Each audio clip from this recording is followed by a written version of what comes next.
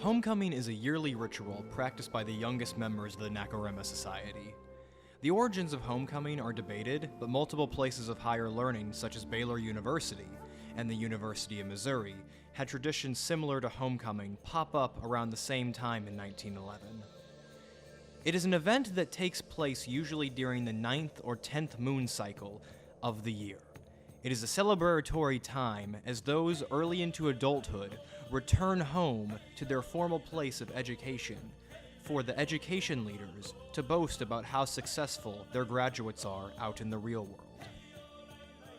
The event is usually focused around the sport football, as that is the most widely watched sport of the Nacirema. It is a game that the place of education is expected to win, thus they play at home, as a way to lower the morale of their opponents, it seems. In the odd case the team is not good, they will look to find a weaker team to beat, much like my place of education in my final year. They had our single bus driver pick up the worst football team in the state so we could beat them and establish our dominance as the second worst football team in the state of Tennessee. Along with the football game, homecoming has many traditions, the first being the homecoming court. The court contains a king and a queen, usually seniors who are in the last year of their studies. The rest of the court is then composed of a representative from each of the lesser grades, that being junior, sophomore, and freshman. The way the court is determined usually is by letting the student body vote for their court, which doesn't seem to make sense as they are meant to be a monarchy. The position in the homecoming court seems to be meant more as a symbolic one, but it is sometimes not treated as such by those within the court.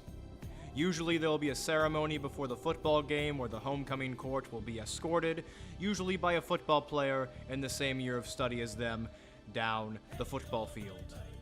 It is a very strange tradition. Other traditions include a big event led by a group of shamans known as cheerleaders.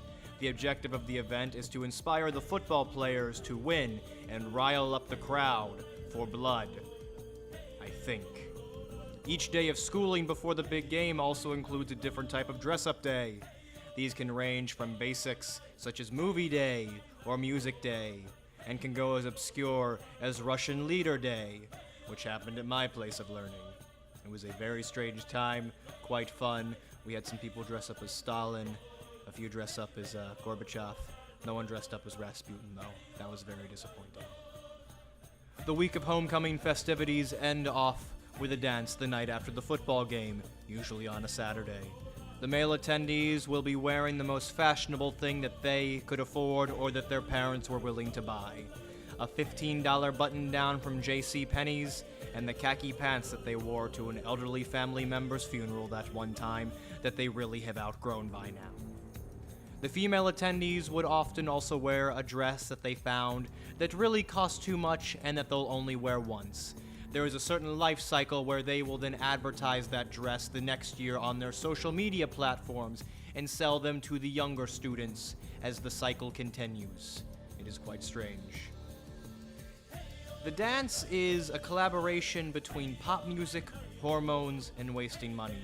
The dance consists of dimming the lights in the gymnasium, hiring an underpaid DJ, and forcing the students to be locked in said gymnasium for 3 hours with it scorching. The high temperatures would result in a scent that consisted of Axe body spray, sweat, and disappointment. Students were expected to take a date to the homecoming dance, as they were usually forced to ask them with some sort of stupid pun, such as, "You better believe it, I'm asking you to homecoming," or something else that is just as stupid. The strangest and frankly most disturbing part of this event that many ignored was the fact that senior students, usually males, would ask freshman students, normally females, to the dance. Seriously, that is a really weird and in some states illegal. The music selection ranges from age-appropriate songs from the 2000s, such as Usher's Yeah, Justin Bieber's Baby, The Cupid Shuffle, Electric Slide, and anything by Taylor Swift post-2013. Dancing was monitored by teachers so students could not get up close, as it was considered inappropriate. In religious institutions such as mine, this was monitored so students would not commit any sinful or lustful acts, leading to situations such as this one.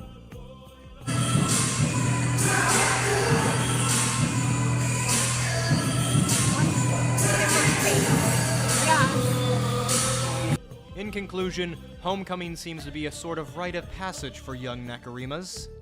Some part of the rituals are quite confusing and possibly illegal in some states, but I look back fondly on my homecomings and realize it can be an important way to teach young people the importance of personal hygiene, social skills, and that Axe body spray and sweat are a bad combination.